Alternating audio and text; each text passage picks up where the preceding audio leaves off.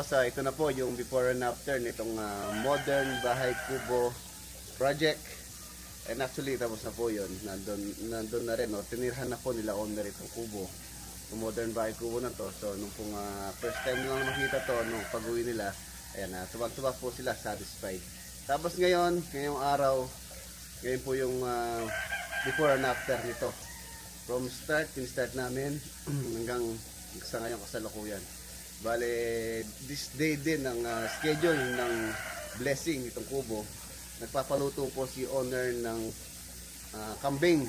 Ay magluluto po kami kasama si Paring Bendo na yun. Tapos mamaya meron din tayong lechon. Ano din po siya ng lechon. Dadalhin natin mamaya doon. Lechon nag-order po tayo Kika Farmers. Shoutout Kika Farmers lechon. So habang nagluluto kami dito. So panoorin muna po natin yung mga video clips ng previous nitong project na to. So panoorin muna natin. Ito po yung project namin. Kung mga nagtatanong, marami po nagtatanong dito ano nang nangyari bila umuwi. Medyo matagal pa. So yun nga, inano namin bahay kubo. So yun, napagdesisyon na namin. So ngayong araw, kiklearing muna kami ngayon and then layout ulit dahil nga nawala po yung layout namin.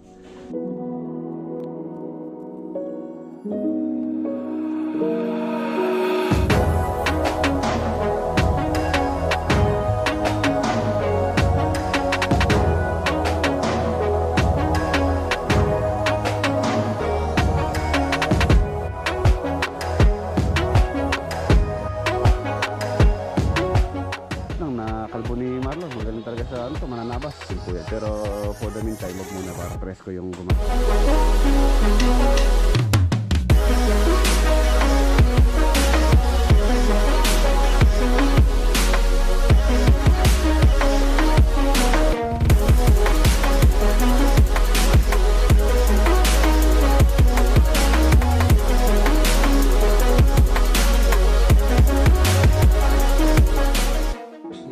Mga 4 months mo po yung lumipas nung nilayout namin na 4x4 na 2.0 ang makanan at saka yung bubo niya is awid.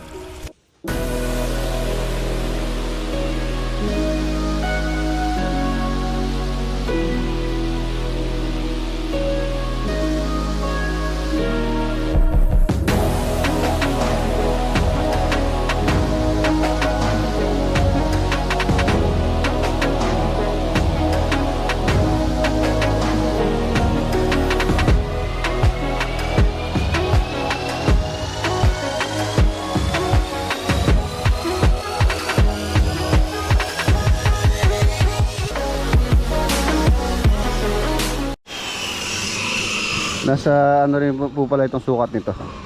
Halos kung susumahin, halos 60 square meter. Itong buong floor area nitong na to. Modern bahay kubo na 2 bedroom. Ito yung kanyang CR. Ayan CR niya. 1.5 by 3.5 meters ang po niya. Luwang niya or ang size niya.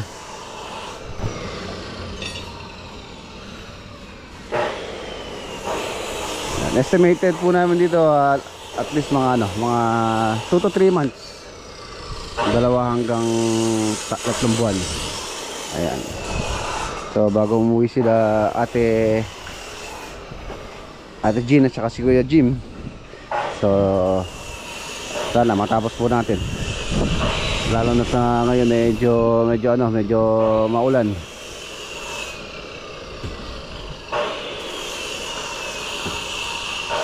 Magdadala ako ng sako, pasasako ko to para pagka may ginawang basura dito, patatapon natin tong basura. Dala tayo ng sako. Ay mga kahoy ang dami.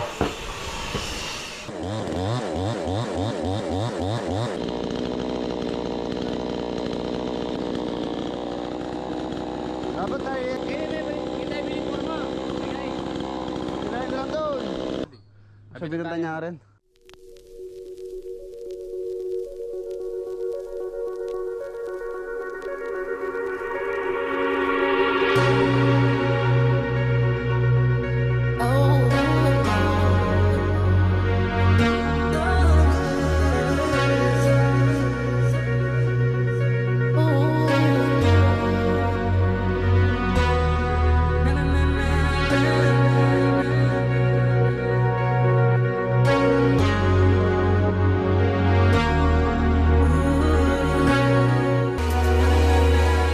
welding works.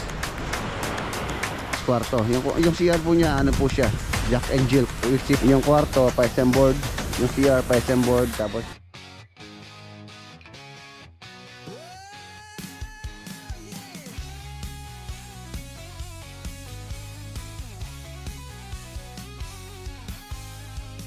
kada araw may simula, may plano sa kamay. Lakad sa seat kahit tirik ang araw, ulan ang sabay. Rex Log Construction, to ang aming daan. Bawat hollow block, bawat bakal may kwento't laman. Hindi lang ito trabaho, to'y pangarap na buo. Kada buhos ng semento may pangakong totoo. Sa bawat pakot martilyo, tibay ng loob ang dala namin dito. Rex Vlog, kwento ng konstruksyon, puso't pawis. luwag, oh.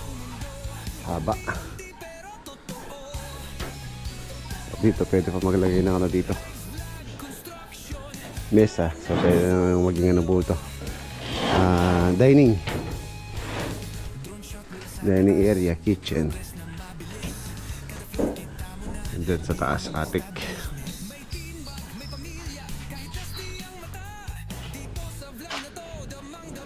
Okay. Basta malinis na.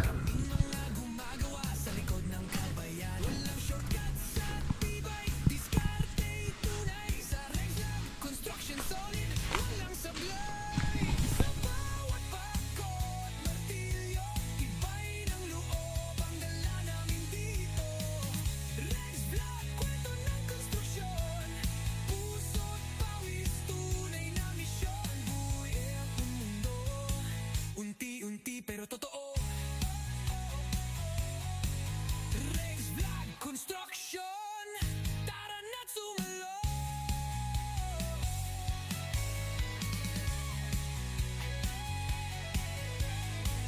Rex Vlog Construction, bawat gawa may sazay.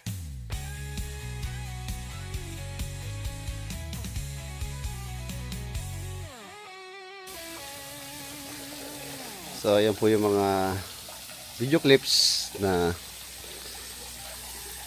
ongoing yung kubo. So ayun, nandito tayo sa farm. Time check, anong oras na ba? Alas 7 pa lang. Nagpapakulo na ng tubig si Master Chef Denden.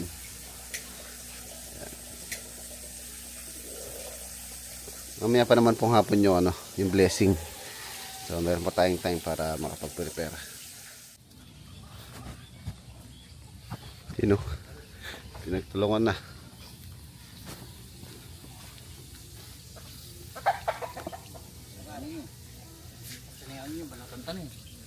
Papaitan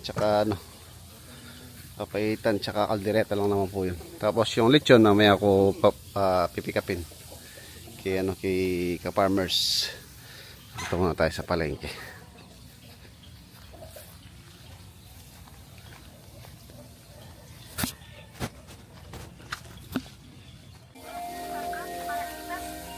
Luto na, Lolo Boy. Luto na yung kwan, yung angat. Pogi. Nagtrabaho ba sa kubo to? Gagabrahin yung kubo. Halika. Pumasyal ka lang.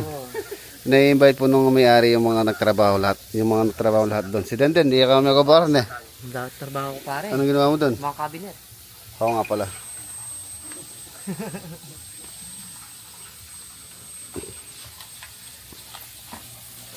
Aldereta natin. Kaldereta yan? Ay, kaldereta papahitan. Kaya ko lang po.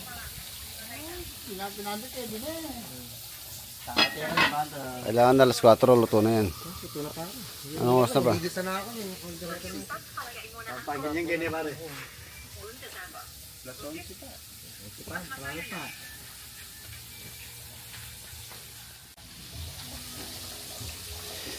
Ayan, luto na. Luto na po yung papahitan.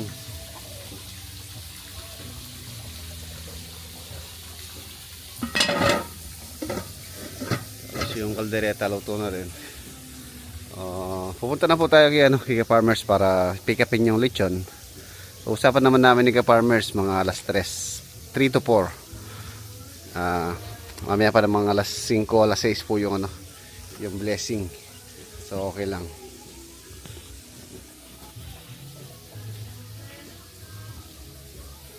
Parang din umuwi muna po yung mga tropa, mga tumulong magluto. Tapos habang nagluluto kanina, gumawa po ako ng mixing board. Ito. Ginawa ko lang po kanina yun. Gagamitin po ito sa Lakeshore project, itong mixing board na to.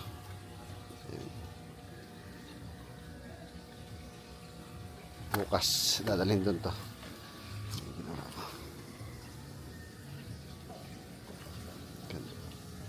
Ayos. Tara.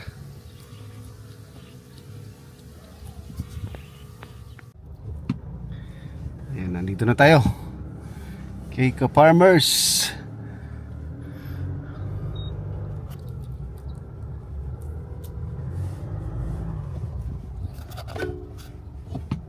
Ayan si Farmers, oh.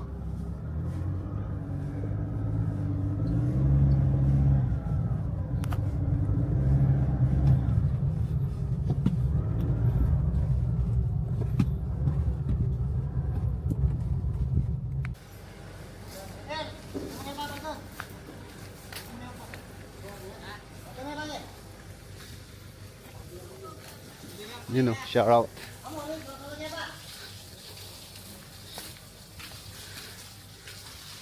Luto na. Boss, luto na ba yung sa akin? Ayun.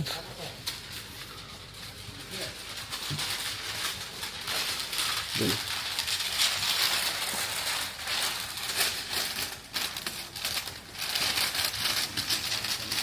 Bago luto. Ang totong.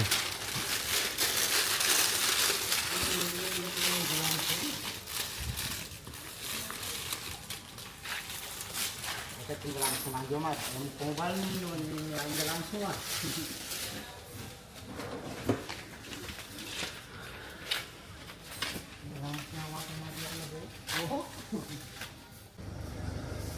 Yan mga boss, okay na. Ito yun. Lechon, Farmers. Siguro to. Okay.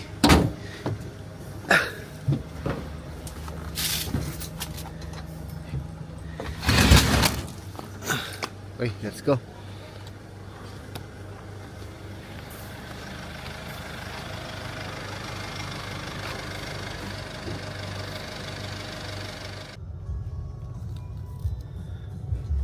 Ayan, nandito na tayo.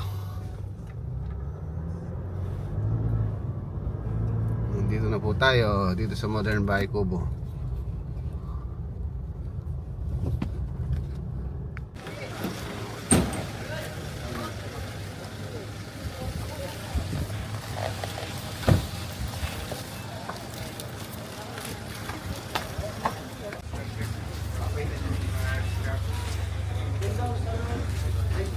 Yung papaitan ko.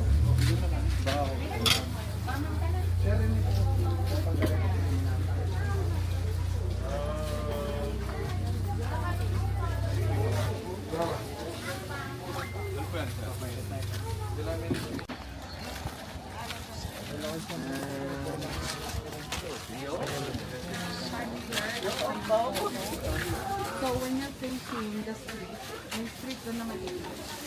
Ang mag-start ka lang natin siya sa energy. Alright, good. Hey, hey. May tuna kayong kasi. Kames na. Kames na. Oh, kasi. Pasok kayo doon. Pasok kayo doon. Gusto, malapit yung kain. Red doors. Red doors. Kapora yung kulang. Ay, kulang latarang kahit po. Ada pa guys sa bagay.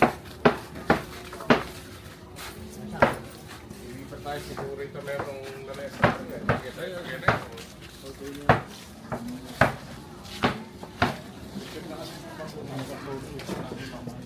Pambuna mo.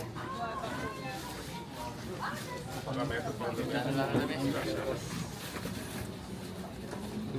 i-video mo yung mga andun. Bilog na dito joystick. Oh, kanyang pala. Eh ako pag every pakay. Oy, hindi mo na gagalawin yung kami mong gagan.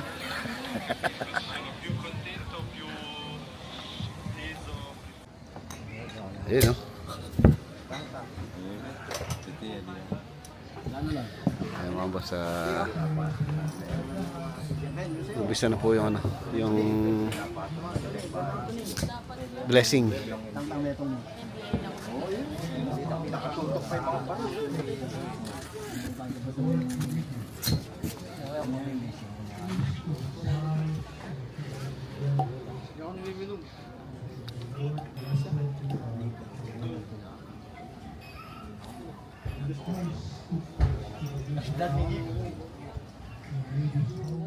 Teach each other and advise each other in all wisdom. With gratitude in your hearts, sing psalms and hymns and inspired songs to God.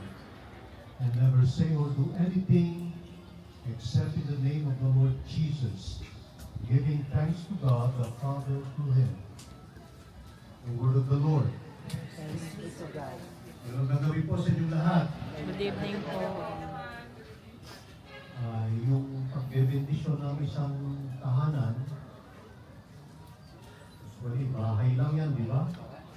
Magiging tahanan pag merong kapayapaan sa puso ng mga nanunira. Yung ating blessing ay pasasalamat. Pasasalamat sa pagkakaroon ng bahay, pasasalamat sa mga biyaya ng Diyos. Huwag po natin kalimutan magpasalamat. Dahil pag nakalimutan natin, sumasama ang loob natin. Kaya sa halip na sabihin, masama ang loob ko sa iyo, sabihin mo, salamat, nandito ka. Pag sabi ko sa katabi niyo, salamat, nandito ka. Salamat, nandito ka. Kakain na naman tayo. Kakain na naman tayo. Yan. Sabi, lahat yan ay biyaya, pagkain, inumin, tirahan. At pag tayo ay nanalangin, kasama ang Diyos sa panalangin. Kasama ang Diyos sa pagbabasbas. Kaya bawat isa sa atin ay mababasbasan din ng mga biyaya ng Diyos. Sige na po, pakisin na lang mga kandila. Papasok na tayo.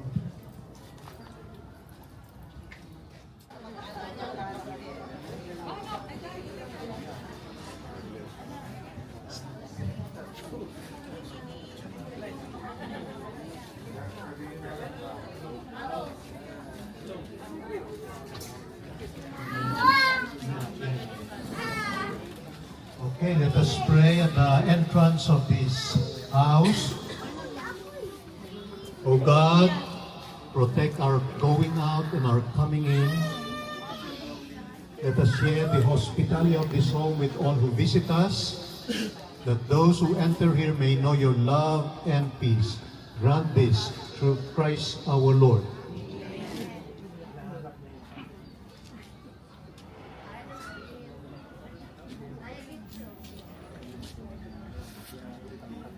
Sige, pasok na po tayo.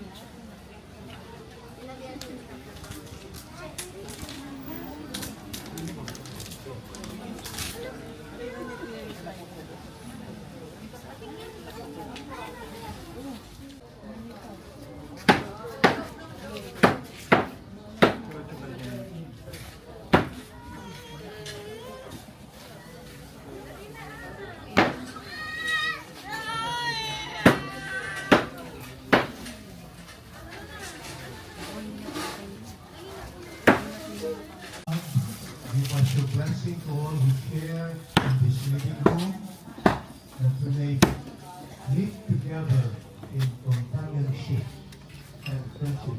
Grant this through Christ our Lord.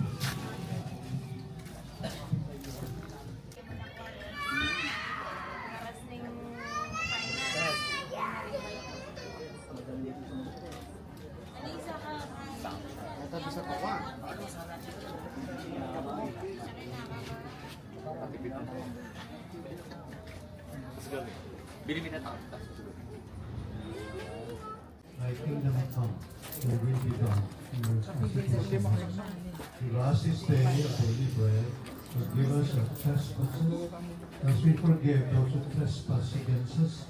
Lead us not to temptation, but deliver us from evil.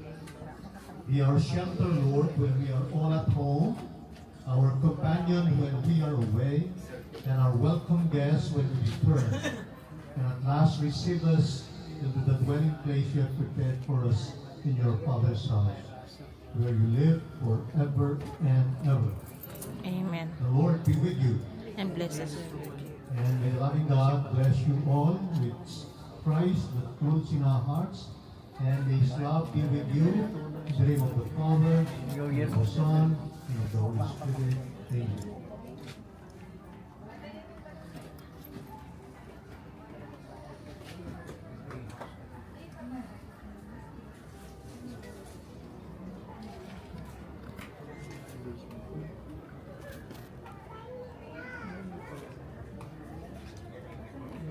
Let us also pray. 3 months. 3 to 4.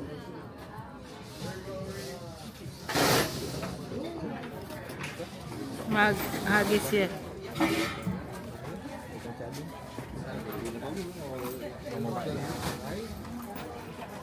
Ate yung bus-bus lalam yan. Ay, Ma'am, makakarton lang yun, ma'am. Alam mo yan. Usapin yung karton. ay, nakaano pa nga pala yan, no? Hydiplex, no?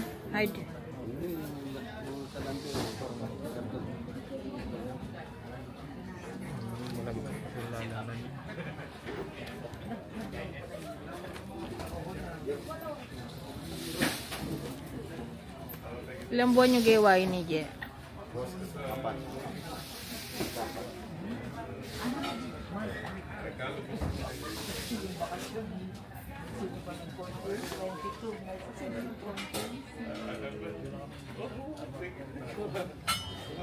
Bago mo pa yung brand ko.